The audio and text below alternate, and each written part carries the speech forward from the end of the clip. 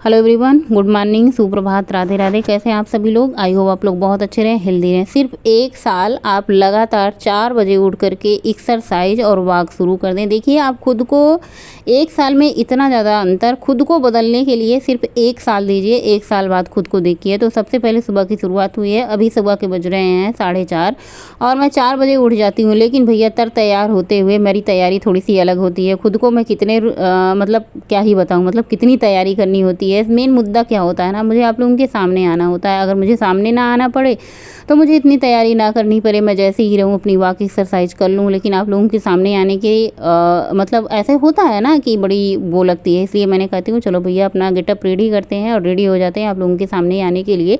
वैसे ये आप लोगों की डिमांड होती है, वरना मैं एक्सरसाइज बहुत कम ही आप लोगों के साथ शेयर करती हूँ। तो सबसे पहले खुद को बदलने के लिए सिर्फ 1 साल दीजिए। आप लोग कहते हैं आपका वजन कितने साल में कम हुआ है, कब से आप शुरुआत किया है, कब से आप ये एक्सरसाइज कर रही हैं, कब से डाइट कर रही हैं। तो मुझे शुरुआत किए हुए वॉक तो मैं बहुत दिनों से शुरू कर दी हूँ, लेकिन अपना खुद का पतला होने का जो जर्नी है, जो मैं पतला होने का जो एक्सरसाइज कर रही हूँ, डाइट कर रही हूँ, वो मैं 1.5 साल से कर रही हूँ। और मुझे पता है कोई भी चीज़ एक दिन में नहीं होती। अगर हमारा वज़न इतना ज़्यादा बढ़ा है, हम 1 कुंटल के 2 कुंटल के हो गए हैं, तो भैया 1 कुंटल 2 कुंटल का वज़न 1-2 दिन में कभी नहीं कम होगा। उसके लिए आपको निरंतर प्रयास करना होगा तब तक, जब तक आपका वज़न कम नहीं होता। और ये मैं नहीं कहती हूँ, ये सभी लोग कहते हैं, साधु संत लोग जैसे बाबा रामदेव जी योगा के बारे में बहुत सब कुछ बताते हैं। सभी बाबा लोग जो होते हैं ना, योग के बारे में बहुत बताते हैं कि आप प्राणायाम और योग एक्सरसाइज ये सब करिए, खुद को फिट रखिए, बीमारियों से दूर रखिए। तो भैया सच बताऊँ तो मैं भी बीमारियों से दूर हो चुकी हूँ। मुझे भी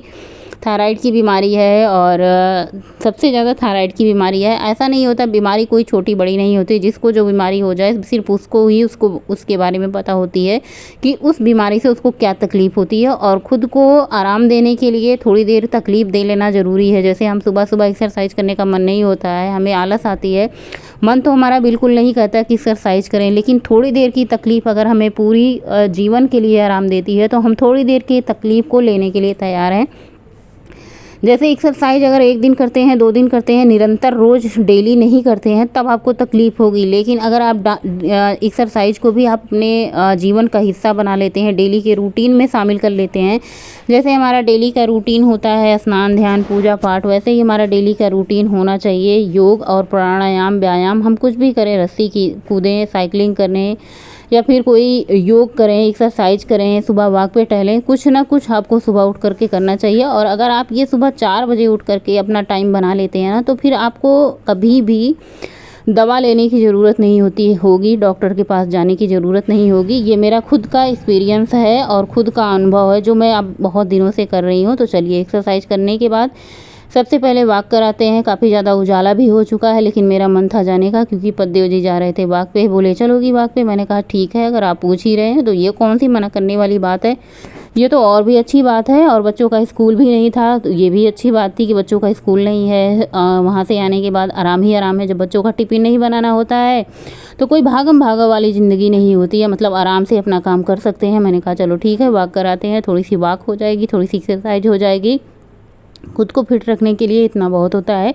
मैं बोली कि आज मैं बहुत ज़्यादा वॉक नहीं करूँगी, क्योंकि मैं ऑलरेडी अपना एक्सरसाइज कर चुकी हूँ। बस आज मैं थोड़ा थोड़ा जाऊँगी, टहल के आऊँगी, वहाँ के देखूँगी। कभी कभी ये होता है ना, एक जगह बैठ के लोगों को देखो, लोग कर क्या रहे हैं, लोग कैसे कर रहे हैं, सब कुछ देखना भी ज़रूरी होता है। ये ज़रूरी नहीं कि हर रोज़ हम एक ही काम करें। वॉक करने का मन नहीं है तो आप चले जाओ, कम से कम आराम से पार्क में बैठोगे, आपके शरीर में ठंडी हवा, खुली हवा लगेगी और ठंडी ठंडी मतलब खुले में जो होता है। उसके बाद वहाँ से वॉक से आने के बाद फटाफट से मैंने थायराइड की दवा ली है। आजकल मैं बैठ करके दवा खा रही हूँ। एक चीज़ नोटिस कर रहे हो कि नहीं, पहले क्या होता था, दवा लेती थी हाथ में और खड़े खड़े ही दवा खा लेती। उसके बाद फटाफट से चाय चढ़ाएंगे। चना 2 दिन से ख़त्म है, तो चना का कोई सवाल ही नहीं है। जब तक चना नहीं आता भाई हम भिगोएंगे क्या। जो मेरे यहाँ छोटा वाला चना आया था ना, 4 केजी चना आया था, लेकिन सब लोग इतना पसंद करते हैं, इतना खाते हैं ना, 4 केजी चना ख़त्म हो चुका है। अब चना आएगा तभी तो भिगोएंगे। उसके बाद फटाफट से चाय रख दी। 3 लोगों के लिए चाय बनाई है यहाँ पे, मैं, गौरी, उनके पापा, क्योंकि आज बच्चों की छुट्टी है। बेटा बिल्कुल चाय नहीं पीता है, बेटी पीती है, कभी कभार उसका मन हुआ। शाम की चाय आजकल बंद है हमारे यहाँ, सुबह की चाय सिर्फ बन रही है।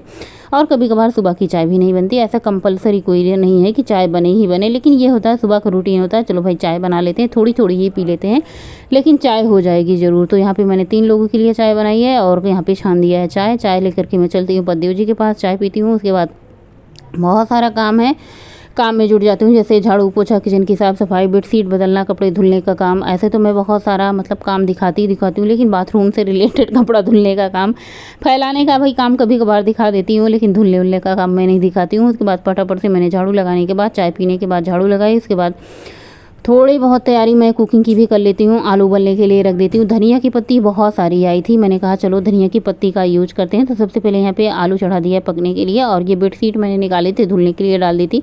मैंने कहा चलो भाई आज चादर बदल लेते हैं, काफ़ी ज़्यादा गंदा था। पंखे का जाला और पंखे को जो डस्ट थी उसको भी मैंने झाड़ निकाला। उसके बाद चादर बदला निकाला और उसके बाद झाड़ू पोछे का काम किया। मैंने कहा झाड़ू पोछा हो ही गया है तो चलो चादर भी बिछा देते हैं, बच्चे अपना स्नान ध्यान करके जो है अपना पढ़ाई लिखाई का काम करते रहेंगे।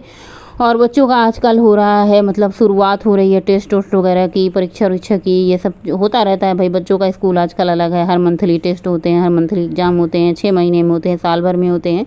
तो कुछ इस तरीके से बच्चों का चलता ही रहता है हमेशा, टेस्ट वगैरह पढ़ाई लिखाई तो अपना तैयारी करते रहते हैं। तो यहाँ पे ये मैंने हल्की येलो कलर की चादर है, इसको मैंने डाल दिया है, और उधर साइड में वाइट कलर की चादर है मैंने बिछा दिया है। और ये बेड का जो गद्दा है ना, मेरे बस के उठता नहीं है, लेकिन काफ़ी ज़्यादा मेहनत के बाद मैंने इसको उठा करके और किसी तरीके से ये बेडशीट बिछाई।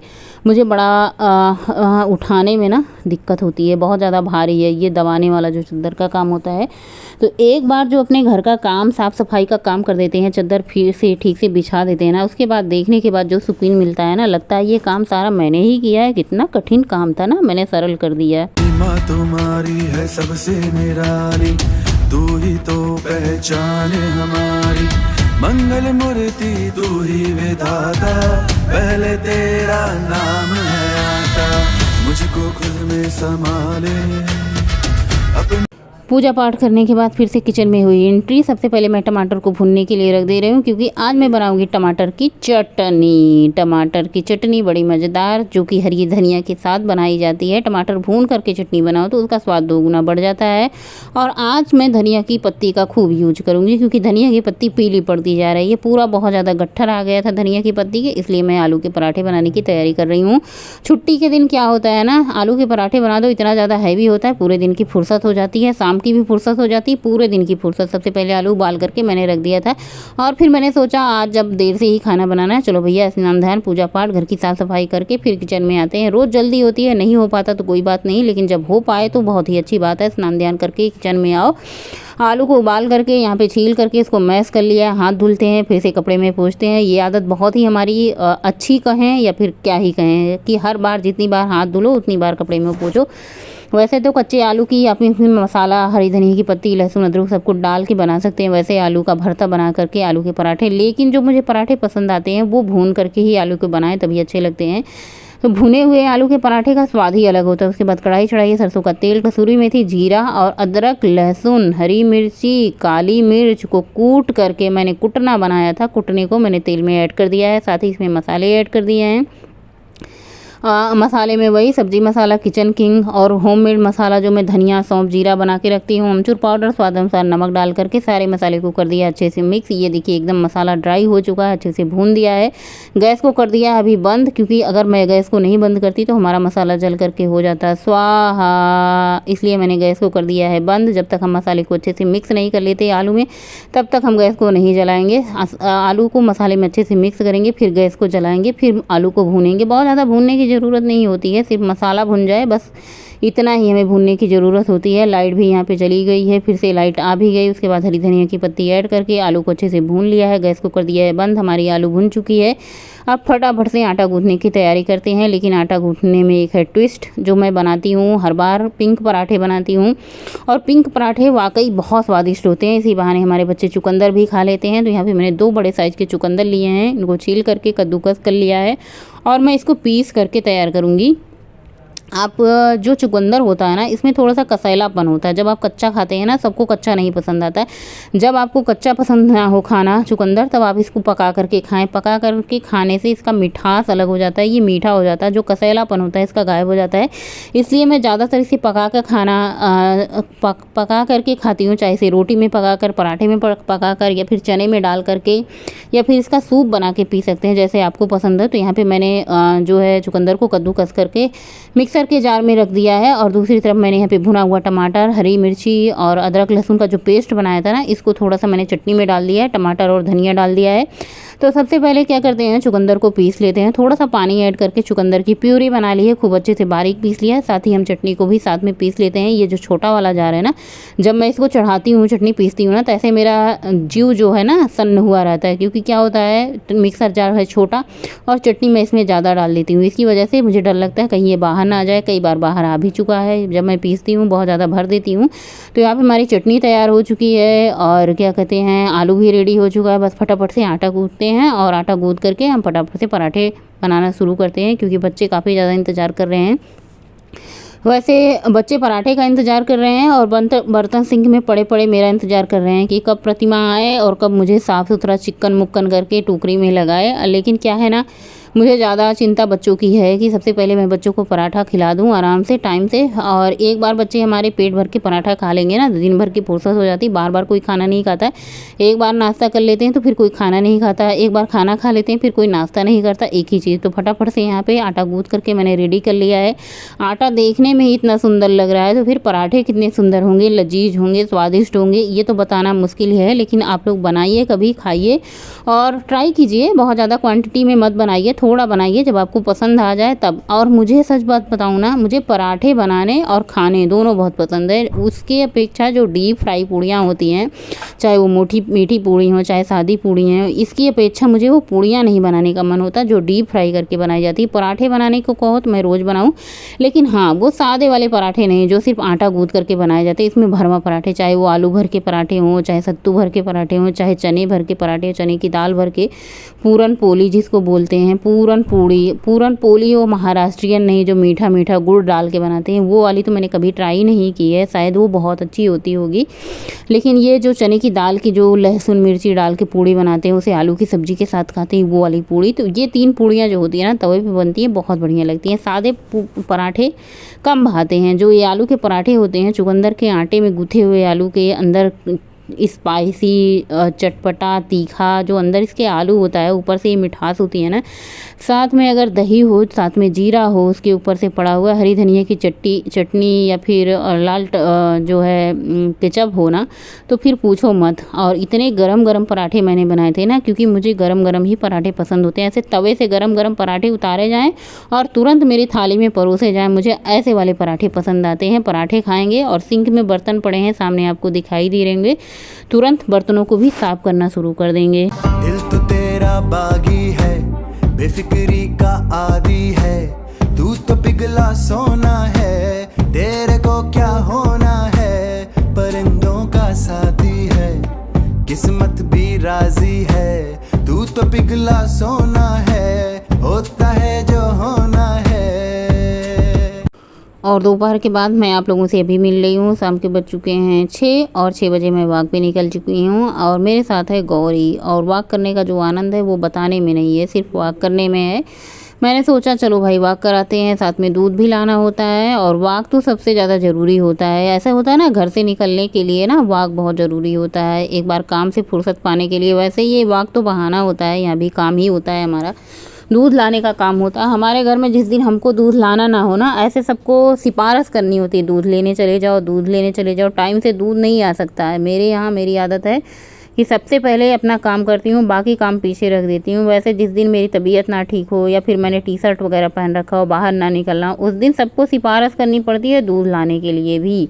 तो दूध लाना भी एक काम ही होता है, साथ में मेरी वाक भी हो जाती है, दूध लाने का भी काम हो जाता है। फटाफट से मैं दूध लगा देती हूँ, चढ़ा देती हूँ उबलने के लिए। साथ ही मैं आटा गूँथ करके रोटियाँ बना लेती हूँ। रात के टाइम मैंने पूछा सब्जी बनाऊँ या सब लोग दूध रोटी खाओगे, सबका एक ही आंसर आया कि दूध रोटी दूध रोटी दूध रोटी। गोलू दूध रोटी, गौरी दूध रोटी, इनके पापा दूध रोटी भी खा लेते।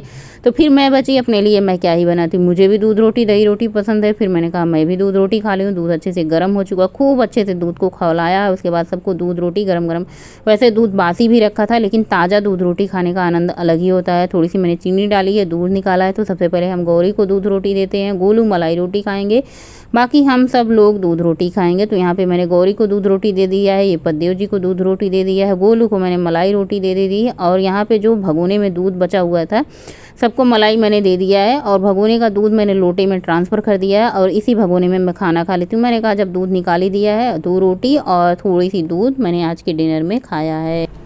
सो फ्रेंड, अभी बज चुके हैं रात के, कितने बज रहे हैं गौरी, 9:28 हो रहे हैं। हम लोगों का डिनर तो कब का हो चुका है, लगभग 8 बजे से पहले हो चुका था।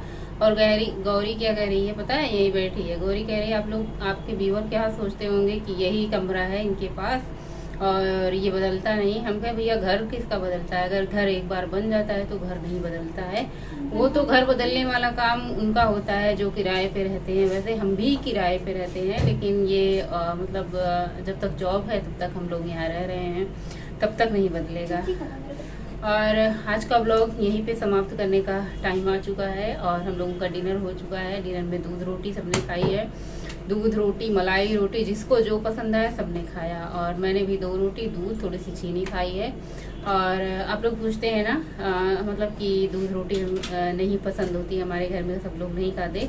जिसको एक बार दूध रोटी दही रोटी की आदत लग जाए ना, सच पूछो तो उसे सब्जी रोटी दाल रोटी भाता ही नहीं है। और ये रात का टाइम है, चेहरे पे ग्लो आप लोग देख सकते हैं, नूर बरस रहा है क्योंकि मैंने नाइट स्किन रूटीन फॉलो किया। मिलते हैं नेक्स्ट ब्लॉग में, tata bye bye, good night, शुभ रात्रि, थैंक फॉर वाचिंग। स्वस्थ रहें मस्त रहें। और हाँ, वीडियो बनाने में एडिटिंग करने में बहुत मेहनत लगती है, तो कृपा करके आप लोग लाइक का बटन जरूर दबाएं और एक कमेंट जरूर आप लोग किया करिए। अच्छा लगता है तो, नहीं अच्छा लगता है तो हम बंद ही कर देते हैं। क्या जरूरी है अपना टाइम हमें बर्बाद करने की, अपना आराम से सोते हैं, खर्राटे भरते हैं और कोई काम करते हैं। तो प्लीज़ आप लोग ज़रूर बताइएगा कि आप लोगों को कैसी लगती है वीडियो। और एक कमेंट एक लाइक तो इतनी मेहनत के लिए बनता है।